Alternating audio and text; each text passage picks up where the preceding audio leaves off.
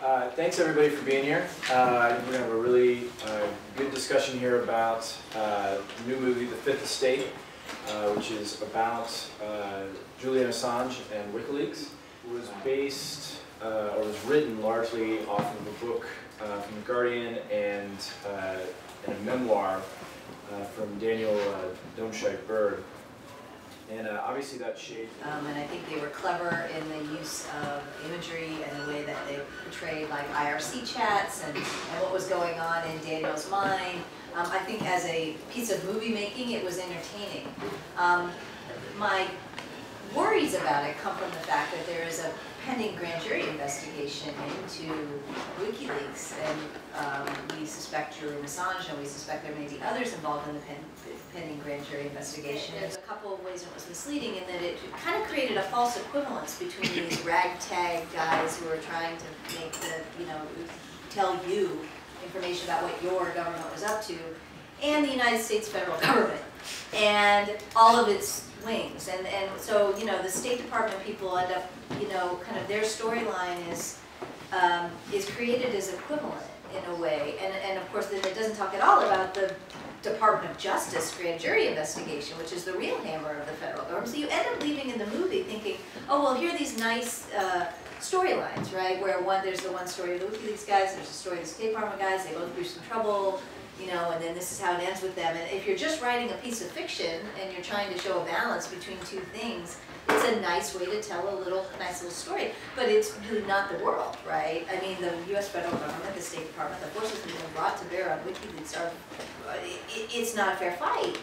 But it's treated in the movie kind of as if there's this equivalence, like, the State Department had a bad day, then Julian lost his submission engine, let's all go home. Right? And that's why I started this by saying I was just nervous about a movie that doesn't distinguish between fact and fiction in the context of a grand jury indictment. And I do think that this grand jury investigation is not completely politically motivated, but certainly the government, the charges that they are considering against WikiLeaks and Julian are unprecedented, right? They're trying to use the Espionage Act against people who are engaged in informing the general public as opposed to actual spies. And the fight about whether they're journalists or not is, to me, kind of beside the point. They were trying to inform the general public. The monologue, they got him basically in front of a camera. It's supposed to be, I think, at the embassy. In a defensive manner. He's basically having to defend himself. And they're cutting it in such a manner it's making him look bad. They put a screen in front of him where it'll have words that are with facts that contradict what he says in the next sentence. So it does not really a monologue. Yeah, there's no monologue. Yeah, it gives you the titles about what happened post that the charges or the allegations out of Sweden, and the juxtaposition between the words that are coming on and his words. Taking this huge issue and taking it down to a very personal infight between Julian and Daniel and missing the real story here, which is that this is, really part of a really huge movement we have of transparency advocates fighting for more accountable government. And so I thought that was a really interesting perspective, and I thought that really glad that the movie never says that anybody dies. They never show anybody getting killed or anything like that, because that would have been just... There are actually the two Kenyans in the car. Yeah, but that did happen. It just happened at another time. We happened at another time, and a different lead. And it was also unclear in the movie who was getting killed and why they were getting killed. They never made that clear. But Yeah, the writer of the film told us that he condensed time a little bit, which I think through some of the details on it. Maybe, I think between those two killings, he snipped out about 6 months or something like that. Yeah, the Kenyan killing is different. right, it's different leagues. I don't know if you're all familiar, but there were some activists in Kenya who were killed after WikiLeaks had published some documents related to it, and I don't remember the elections. I don't remember the whole story, but in the film, all you have is that the Kenyan leaks have occurred.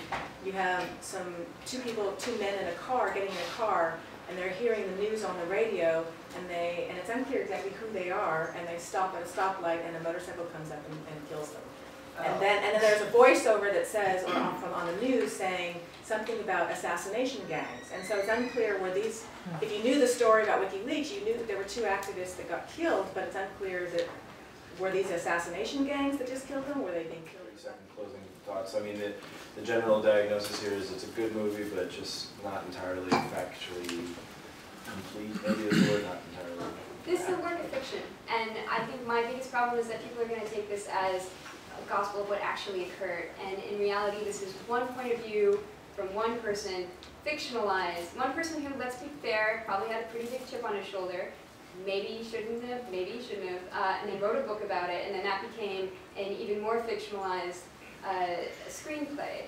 And I think that ultimately, I really hope that people who go into this movie, go into it with eyes open, realizing there's a lot more there than was portrayed in the movie. There's a lot more good things that happened as a result of those leaks than is able to be portrayed in that movie. There's a lot more than just a personal fight between Daniel and Julian. It's a really important free speech fight, honestly, to be able to publish this information and the whole world to be able to access it. And I think that ultimately that story hasn't yet really been told that well.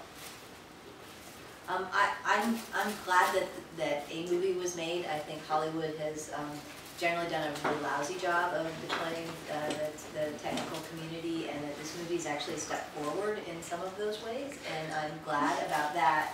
And that's, you know, it was a low bar, but they got it.